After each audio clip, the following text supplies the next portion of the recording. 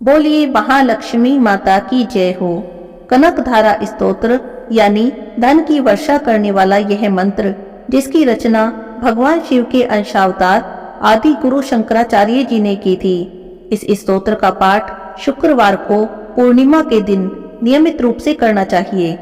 जो भी लोग कनकधारा स्तोत्र का पाठ करते हैं, उनके घर में देवी लक्ष्मी धन की वर्षा करती हैं। कनकधारा स्तोत्र देवी लक्ष्मी को आकर्षित करने वाला मंत्र है।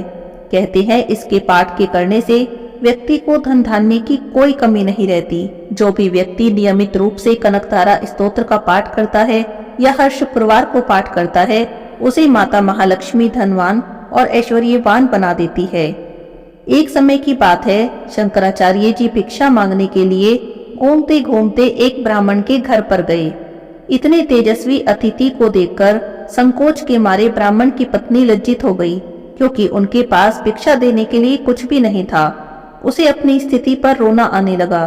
ब्राह्मण की पत्नी ने अपने घर में बहुत ढूंढा, परंतु उन्हें एक सूखे आंवले के अलावा अपने घर में कुछ भी नहीं मिला। तब उन्होंने वही सूखा आंवला उन तपस्वी को भिक्षा में भेंट कर दिया। शंकराचार्य जी को उनकी यह दशा देखकर उन पे तरस आ गया। तब शंकराचार्य जी ने तुरंत ही ऐश्वर्यदायक, दशविध लक्ष्मी देने वाली, अधिष्ठात्री, करुणामयी, वात्सल्यमयी नारायण पत्नी महालक्ष्मी को संबोधित करते हुए एक स्तोत्र की रचना की। शंकराचार्य जी इस स्तोत्र का वहीं पर पाठ करने लगे। जैसे ही उनका पाठ समाप्त हुआ, ब्राह्मण के घर में सोने के आंवलों की वर्षा होने लगी। वर्षा के समान सोना बरसने से ही इस स्तोत्र को कनकधारा स्तोत्र कहा जाता है। आइए सुनते हैं देवी महालक्ष्मी की कृपा प्राप्त कराने वाला कनकधारा स्तोत्र हिंदी में। बोलिए महालक्ष्मी माता की जय हो। जैसे भ्रमरी अधखिले कुसुमों से अलंकृत तमाल तरु का आश्रय लेती है, उसी प्रकार जो प्रकाश श्री हरि के रोमांच से सुशोभित श्री अंगों पर निरंतर पड़ता रहता है, तथा जिसमें संपूर्ण ऐश्वर्य का निवास है, संपूर्ण मंगलों की अधिष्ठात्री देवी भगवती महालक्ष्मी की वह दृष्टि मेरे लिए मंगलदायी हो। जैसे भ्रमरी महान कमल दल पर मंडराती रहती है, उसी प्रकार जो श्रीहरि के मुखारविंद की ओर बराबर प्रेम पूर्वक जाती है और लज्जा के कारण लौट आती है, समुद्र कन्या लक्ष्मी की वह मनोहर मुग्ध दृष्टिमाला मुझे धन संपत्ति प्रदान करे। जो संपूर्ण देवताओं के अधिपति इंद्र के पद का वैभव विलास देने में समर्थ है, मधुहंता श्रीहरि को भी अधिकाधिक आनंद प्रदान करने वाली तथा जो नील कमल के भीतरी भाग के समान मनोहर जान पड़ती है, उन लक्ष्मी जी के अध खुले नेत्रों की दृष्टि क्षण भर के लिए मुझ पर थोड़ी सी अवश्य पड़े।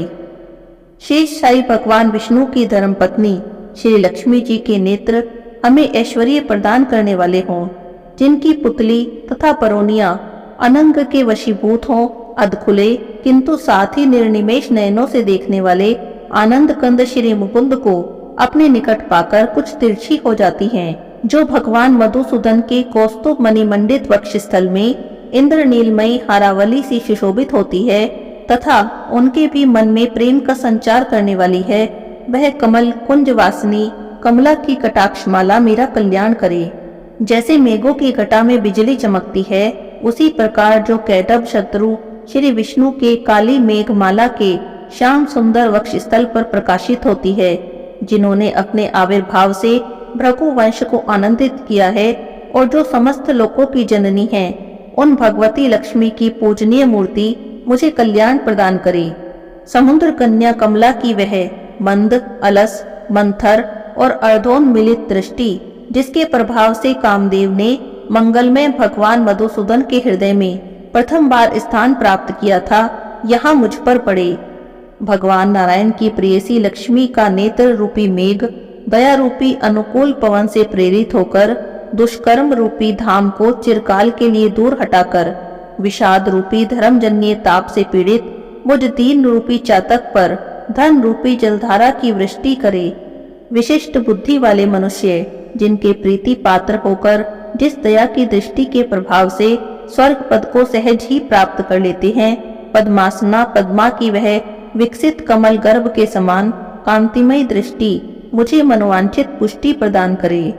जो सृष्टि लीला के समय वाग देवता अर्थात ब्रह्म शक्ति सरस्वती के रूप में विराजमान होती हैं और जो प्रलय लीला के काल में शाकंभरी अर्थात भगवती दुर्गा अथवा चंद्रशेखर वल्लभा पार्वती अर्थात रुद्र शक्ति के रूप में अवस्थित होती हैं।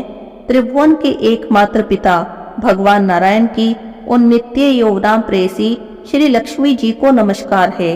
हे माता, शुभ कर्मों का फल देने वाली श्रुति के रूप में आपको प्रणाम है। रमणीय गुणों की सिंधु रूपा रति के रूप में आपको नमस्कार है। कमल वन में निवास करने वाली शक्ति स्वरूपा लक्ष्मी को नमस्कार है और पुष्टि रूपा पुरुषोत्तम प्रिया को बारंबार नमस्कार है। कमलवदना कमला को नमस्कार है। क्षीर सिंधु सभ्यता श्री देवी को नमस्कार है। चंद्रमा और सुधा की सगी बहन को नमस्कार है। भगवान नारायण की वल्लभा को नमस्कार है। कमल सदृश नेत्रों वाली माननीय माँ, आपके चरणों में किए गए प्रणाम संपत्ति प्रदान करने वाले, संपूर्ण इंद्रियों को आनंद देने वाले, साम्राज्य देने में समर्थ और सारे पापों को हर लेने के लिए सर्वथा उदित हैं। वे सदा मुझे अवलंबन दे, मुझे ही आपकी चरण वंदना का शुभ अवसर प्राप्त होता रहे। जिनकी कृपा कटाक्ष के लिए की गई उपासना उपासक के लिए संपूर्ण मनोरथों और संपत्तियों का विस्तार करती है। श्री हरि की हृदयेश्वरी, आप उन्हीं लक्ष्मी देवी का मैं मन, वाणी और शरीर से भजन करता हूँ। भगवती हरिप्रिया, तुम कमल वन में निवास करने वाली हो। तुम्हारे हाथों में नीला कमल सुशोभित है। तुम अत्यंत उज्जवल वस्त्र, गंध और माला आदि से सुशोभित हो। तुम्हारी झांकी बड़ी मनोरम है। त्रिभुवन का ऐश्वर्य प्रदान करने वाली देवी, मुझ पर प्रसन्न हो जाओ। दिग्गजों द्वारा स्वर्ण कलश के मुख से गिराए गए आकाश गंगा के निर्मल और मनोहर जल से जिनके श्री अंगों का अभिषेक संपादित होता है, संपूर्ण लोकों के अधीश्वर भगवान विष्णु की गृहिणी और क्षीर सागर की पुत्री उन जगत जननी लक्ष्मी को मैं प्रातःकाल प्रणाम करता हूँ। कमल नयन केशव की कमनीय कामिनी कमले, मैं अकिंचन मनुष्यों में अग्रगण्य हूँ, अतएव तुम्हारी कृपा का स्वाभाविक पात्र हूँ। तुम उमड़ती हुई करुणा की बाढ़ की तरह तरंगों के समान कटाक्षों के द्वारा मेरी ओर देखो। जो मनुष्य इन स्तुतियों के द्वारा प्रतिदिन वेद त्रिस्वरूपा त्रिभुवन जननी भगवती लक्ष्मी की स्तुति करते हैं, वे इस भूतल पर महान गुणवान और अत्यंत सौभाग्यशाली होते हैं तथा विद्वान पुरुष भी उनके मनोभावों को जानने के लिए उत्सुक रहते हैं। यहाँ पर कनकधारा स्तोत्र समाप्त होता है। बोलिए महालक्ष्मी माता की जय हो।